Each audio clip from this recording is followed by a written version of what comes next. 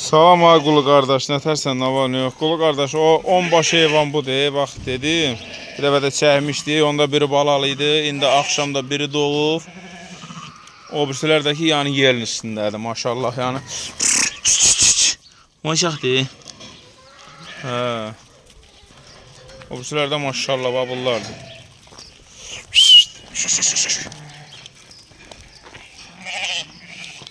Yürü, qapını bağlata.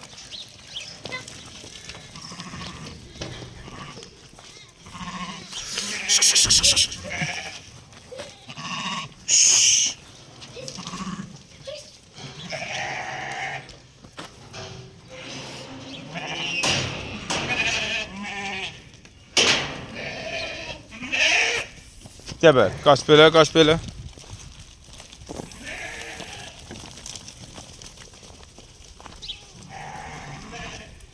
Yəni o birisilər də ki, yəni bax belə yerin üstədir. Onlar da bir 5 günə, 10 günə, 20 günə kollarda doğasıdır.